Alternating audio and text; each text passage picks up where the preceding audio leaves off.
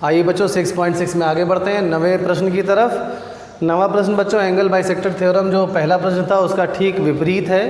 प्रश्न में चित्र बना हुआ है, देखिए यहाँ पर एक चित्र दिया हुआ है त्रिभुज ABC और एक रेखा ये AD खींची गई है और इसमें दिया गया है बच्चों कि BD बटे CD बराबर AB बटे AC। ध्यान दीजिएगा बच्चों, पहले प्रश्न में ये चीज़ हमें सिद्ध करनी थी और यहाँ पर जो सिद्ध करना है वो पहले प्रश्न में दिया गया था एंगल बाइसेक्टर थ्योरम में। यहाँ पर हमें सिद्ध करना है कि AD कोण BAC की अर्धक रेखा है। समझिए ध्यान से प्रश्न, एक चित्र आपके सामने दिया गया है त्रिभुज ABC, उसमें बीच से एक रेखा AD खींची गई है इस प्रकार से कि BD बटे CD बराबर AB बटे AC, ये हमें ज्ञात है और हमें सिद्ध करना है AD कोण BAC की अर्धक रेखा है। बहुत आवश्यक प्रश्न है बच्चों, ये भी इस रचना के द्वारा ही इसको अब आगे हम हल करेंगे। कुछ रचना की आवश्यकता पड़ेगी बच्चों।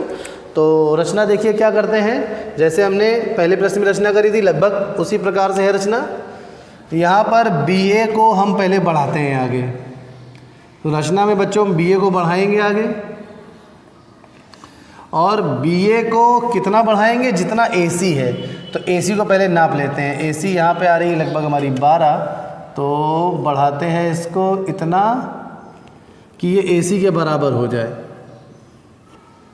तो ये हमने बढ़ा लिया BA को और इस प्रकार से ABCDE, मान लीजिए हमने BA को E तक इस प्रकार बढ़ाया है कि AC बराबर AE हो जाए। उसके बाद बच्चों हम सीधे EC को ज्वाइन कर देंगे, EC को मिला देंगे। उसके पश्चात क्या करेंगे बच्चों, EC को मिला देंगे, मिला देते हैं EC को। ये हो गई हमारी रचना। क्या रचना हुई कि BA को बिंदु E तक इस प्रकार बढ़ाया कि AE बराबर AC हो जाए तथा EC को मिला दिया। तो इसी बात को लिख देते हैं, जरा रचना अपनी हम लिख लेते हैं।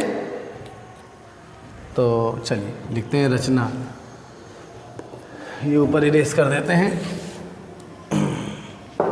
जगह नीचे से क्योंकि कम है थोड़ी, तो हम यहाँ पे लिखेंगे रचना। BA को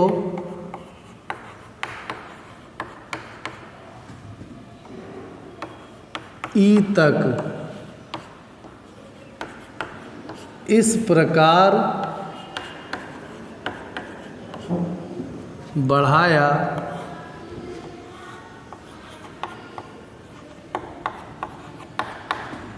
कि AE बराबर AC हो जाए व EC को मिलाया। ये तो हो गई बच्चों हमारी रचना। अब आते हैं उपपत्ति पे। बहुत आसान है, पहले आपको समझा देते हैं फिर इसको हम हल कर देंगे। उपपत्ति देखिए बच्चों, जरा यहाँ पर ये दोनों भाग आपस में बराबर हो गए। यहाँ पर हमें दिया गया है BD बटे CD बराबर AB बटे AC। हम AC के स्थान पर AE लिख देंगे क्योंकि रचना द्वारा ये दोनों बराबर है। तो हमारे पास क्या आ जाएगा, BD बटे CD बराबर AB बटे AE। देखिए क्या आ जाएगा, BD बटे CD बराबर AB बटे AE। कुछ याद आ रहा है आपको, ये BPT का विलोम है। तो ये BPT का जब विलोम है तो उससे आ जाएगा AD EC के समांतर आ जाएगी। जब AD EC के समांतर आ जाएगी तो उस दशा में ये कोण इसके बराबर आ जाएगा, संगत कोण, ये वाला कोण इसके बराबर आ जाएगा, अंतर कोण। परंतु ये दोनों कोण बराबर होंगे क्योंकि ये दोनों भुजाएं बराबर हैं। तो उस दशा में ये दोनों कोण भी बच्चों बराबर आ जाएंगे। बस इतना ही जरा सा काम है, इसको लिख देते हैं स्टेप बाय स्टेप।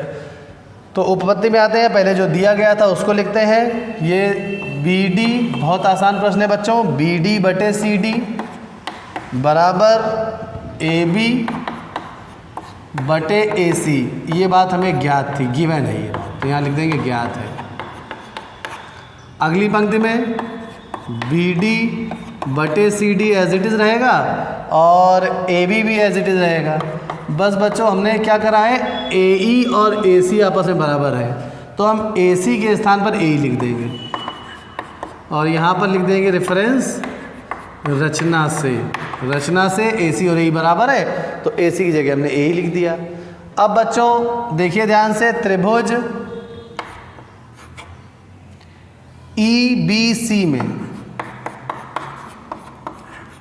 EBC में यही पंक्ति दोबारा उतार लेंगे। BD बटे CD बराबर AB बटे AE, ये ऊपर हमने सिद्ध किया है। तो इसके आधार पर हम ये कह सकते हैं बच्चों कि AD समांतर होगी EC के। देखिए AD समांतर हो जाएगी EC के। ये कहाँ से आ गया? ये आ गया बच्चों BPT के विलोम से, by converse of basic proportionality theorem.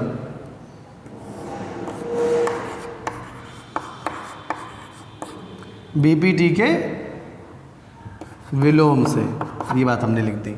अब देखिए ज़रा ध्यान से, जब AD और EC आपस में समांतर है, अब यहाँ पे कुछ कोणों के हम नाम दे रहे हैं। इसको दे देते हैं 1, इसको दे देते हैं 2, इसको दे देते हैं 3 और इसको दे देते हैं 4, तो और आसान हो जाएगा ये। अब देखिए ज़रा, यहाँ पर जब ये दोनों समांतर आ गए तो अब ऐसे लिखेंगे कि पहली बार में कि AD समांतर है EC के और तिर्यक रेखा EB उनको काटती है। तिर्यक रेखा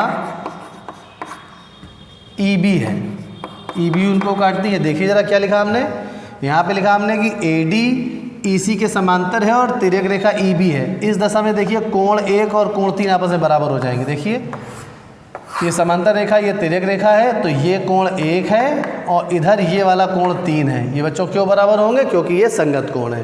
तो यहाँ पर लिख देंगे कोण 1 बराबर कोण 3 और इसको समीकरण नंबर 1 लिख देंगे और रेफरेंस दे देंगे कि ये संगत कोण है, इसलिए आपस में बराबर हैं। जब दो समांतर रेखाओं को एक तिर्यक रेखा काटती है तो बनने वाले संगत कोण आपस में बराबर होते हैं।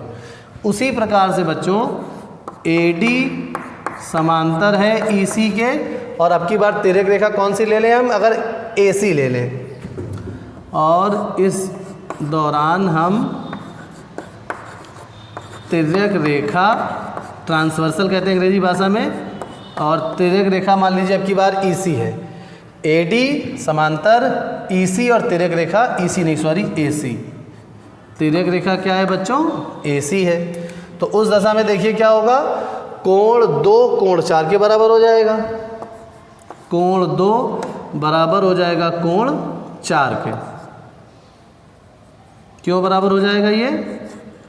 क्योंकि ये अंतः एकांतर कोण है, इंटीरियर ऑल्टरनेट एंगल्स हैं। इसको समीकरण नंबर 2 ले लिया और ये इसलिए बराबर हो जाएगा क्योंकि ये अंतः एकांतर कोण है। जब दो समांतर रेखाओं को एक तिर्यक रेखा काटती है तो बनने वाले अंतः एकांतर कोण आपस में बराबर होते हैं बच्चों। चलिए अब देखिए ज़रा ध्यान से, अब अगर हम त्रिभुज ACE को देखें तो त्रिभुज ACE में बच्चों कौन कौन से भुजाएं आपस में बराबर हैं? AC और AE। अब देखिए ज़रा त्रिभुज, अब इधर लिख दे रहे हैं, चलिए जगह कम है, तो त्रिभुज ACE में देखिए AE बराबर है AC के। क्यों बराबर है? रचना ऐसी करी गई है बच्चों, रचना से ये बराबर है। देखिए आ रहा है पूरा बोर्ड में, हाँ लगभग तो आ ही रहा है, रचना से। ठीक, अब AE और AC अगर बराबर है तो AE के सामने वाला कोण बच्चों कौन सा होगा? कोण 2 बराबर होगा कोण 1 के। यहाँ पर आप लिख लेंगे कि त्रिभुज में समान भुजाओं के सम्मुख कोण भी समान होते हैं। तो समान भुजाओं के सम्मुख कोण भी समान होते हैं, रेफरेंस दे देंगे। तो कोण 2 बराबर आ गया हमारे पास कोण 1 के। ये हो गया समीकरण नंबर 3। अब देखिए ज़रा, समीकरण 1 में कह रहा है कोण 1 कोण 3 के बराबर है, समीकरण 2 में कह रहा है कोण 2 कोण 4 के बराबर है, मगर समीकरण नंबर 3 में हमने लिखा है कि कोण 2 कोण 1 के बराबर है। तो इन तीनों समीकरणों की सहायता से हम ये कह सकते हैं कि 3 और 4 भी बराबर होंगे, equals of the equals are equal, क्योंकि 1 और 2 आपस में बराबर हैं तो 3 और 4 भी आपस में बराबर होंगे, ऑब्वियस सी बात है। तो यहाँ पे हम लिखेंगे, रेफरेंस देंगे समीकरण 1, 2 व 3 से। क्या निष्कर्ष निकला? 1, 2 व 3 से कि भाई कोण 3 बराबर होगा कोण 4 के, और यही तो बच्चों में लाना था। कोण 3 कोण 4 के अगर बराबर है तो ये बात ऑब्वियसली AD BC की अर्धक रेखा हो गई, काम खत्म हो गया। कोण 3 कोण 4 के बराबर हो गया, तो देयरफॉर हम ये कह सकते हैं कि AD कोण BAC की अर्धक रेखा है। और ये प्रश्न बच्चों आपका सिद्ध हो गया इति सिद्धम। ये एक तरह से एंगल बाइसेक्टर थ्योरम का कन्वर्स है। चलिए बच्चों, उम्मीद है आपको ये अच्छी तरह से समझ में आ गया होगा। धन्यवाद।